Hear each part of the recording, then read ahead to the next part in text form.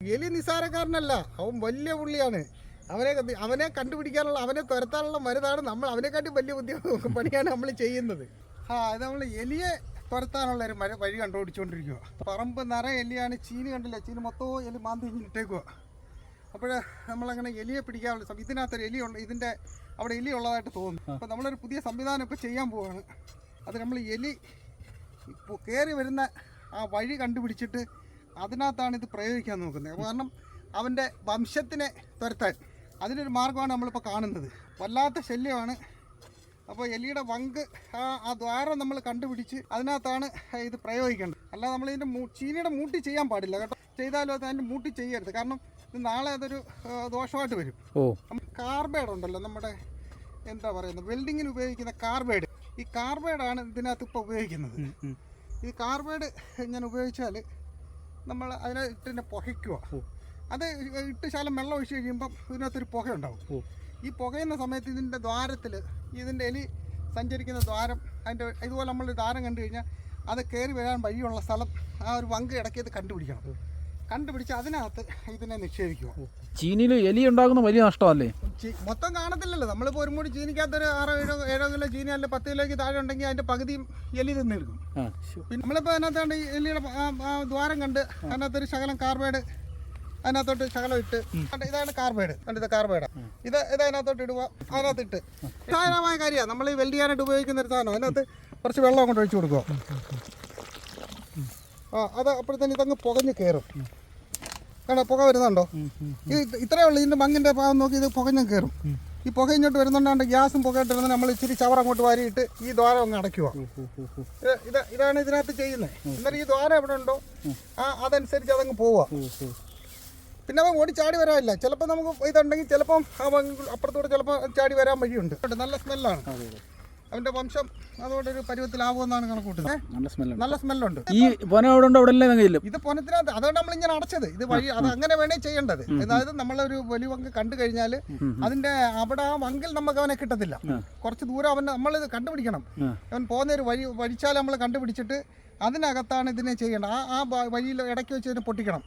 ആ ദ്വാരത്തിനകത്ത് ഇത് ഇട്ടിട്ട് അതിൽ വേണം ഇത് ചെയ്യാൻ. ഇത് കണ്ടെത്തുക നമുക്ക് കണ്ടുപിടിക്കാൻ പറ്റും. കമ്പി കൊണ്ട് കമ്പി കൊണ്ട് നടന്ന കണ്ടില്ല, കമ്പി കൊണ്ട് നടക്കുക. ഇതുള്ള വെച്ച് ഇത് കുത്തും. ഇത് എലിയുള്ള ഭാഗത്ത് ഈ ദ്വാരം പോകുന്ന വഴി നോക്കി നമ്മളിപ്പം ഇവിടെ ആവണമെന്നില്ല. നമ്മൾ ദ്വാരം ചിലപ്പോൾ ഇതിലേ കൂടെ കടന്നിയായിരിക്കും. അങ്ങോട്ടും ഇങ്ങോട്ടും 3-4 കുത്തും. അപ്പോൾ ഇത് പൊട്ടും. ഈ കുത്തുന്നുണ്ടെ ഈ ദ്വാരമുള്ള ഭാഗം ഇവൻ പൊട്ടും. അത് ആ സ്ഥലം നോക്കി പൊട്ടിക്കും. പൊട്ടിച്ചിട്ട് അങ്ങനെ ചെയ്യുന്നത്. ഒരു സൈഡ് പന്നിയുടെ ശല്യം, പന്നി, മയിൽ കർഷകർക്ക് ജീവിക്കാൻ പറ്റാത്ത ഒരു സംഭവമാണ് എന്ന് പറയുന്നത്. അതിൻ്റെ കൊണ്ട് ശല്യം അതിഭയങ്കരമാണ്. നമ്മൾ പച്ചക്കറി കൃഷിയൊക്കെ ചെയ്ത് കഴിഞ്ഞാൽ മയിൽ വന്നിട്ട് അതിൻ്റെ പയർ പിച്ചുകൊണ്ട് പോകുന്ന മാത്രമല്ല, അവനെ തണ്ട് ഇതുപോലെ നമ്മൾ കത്തിരിയൊക്കെ മുറിച്ചിട്ടങ്ങ് പോകും. മൊത്തം കൊത്തി. ഇത് മാത്രമല്ല, ഇങ്ങോട്ട് വന്ന് 1-2 വരുന്നത് കൂട്ടത്തോട് ഇങ്ങോട്ട് വന്നിട്ട് 10-15 ഒന്നിച്ചായിരിക്കും വരുന്നത്. വന്ന് നട്ടിരിക്കുന്ന സാധനങ്ങളെല്ലാം പിഴുത് കളയത്തേ ഉള്ളൂ. പിഴുത് നമ്മൾ ചുണ്ട് കൊത്തിയെടുത്ത് കളയുക. അങ്ങനെ ചെയ്യുന്നത്.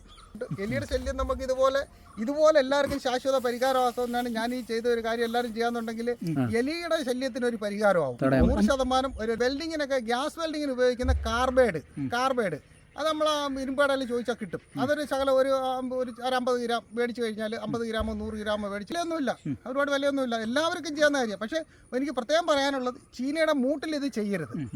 നമുക്ക് കഴിക്കാനുള്ള ആ മൂട്ടിലെ ചീനി ഈ ഗ്യാസ് മൊത്തം അതിനും വരും.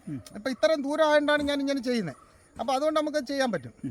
അല്ലെങ്കിൽ ഒരു മൂടി ചീനി കളഞ്ഞാലും കുഴപ്പമില്ല. നമ്മൾ 1000 മൂടി ചീനി ഇരിക്കുന്നിടത്ത് അല്ലെ 500 മൂടി ചീനി ഇരിക്കുന്നിടത്ത് ഒരു മൂടി ചീനി പോയെന്ന് വിചാരിച്ച് നമുക്ക് ഈ രാജ്യത്ത് തന്നെ കാണത്തില്ല. ഇവന് ഇത് സ്ഥലത്ത് പിന്നെ ഈ ഭാഗത്ത് ബലത്തിൽ പൂട്ടും, അടപടലം പൂട്ടുന്ന വഴിയാണ് ഈ ചെയ്തത്. ഇത് എനിക്ക് വർക്ക്ഷോപ്പുണ്ട്. അപ്പം നമ്മൾ ഇതിന്റെ ഈ കാർബൈഡ് മേടിച്ചിട്ട് നമുക്കിത് വില മേടിക്കുന്ന വർക്ക്ഷോപ്പിന്റെ ആവശ്യത്തിൽ അവിടത്തേക്ക് മേടിച്ചതാണ്. അന്നേരം ഇതിന്റെ ഗ്യാസ് എടുത്തിട്ടാണ് ഗ്യാസ് വെൽഡ് ചെയ്യുന്നത്. അപ്പൊ ഈ ഗ്യാസ് കൊണ്ട് നമുക്ക് ഇതിങ്ങനെ സംഭവം ചെയ്ത് പരീക്ഷിച്ച് നോക്കിയതാ. അപ്പൊ അത് ഭയങ്കര വിജയമായിരുന്നു. കാരണം പിന്നെ അവിടെ വന്നില്ല.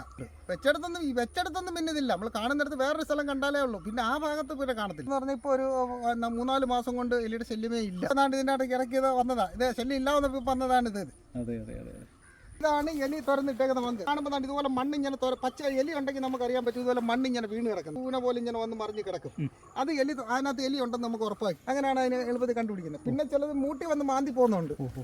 അങ്ങനെ കണ്ടുപിടിക്കുന്നത്. അങ്ങനെയാണ് തുറക്കുന്നവൻ ഇങ്ങനെ പോയിട്ട് വഴി ഉണ്ടാക്കി ഇങ്ങനെ പോകും. അങ്ങനെ ഈ എലിയാണ് തുറപ്പനെലിയാണ് നമുക്ക് ഈ ശല്യം കൂടുന്നത്. എത്ര സ്ഥലത്ത് ഈ ചീനി കൃഷിയുണ്ട്?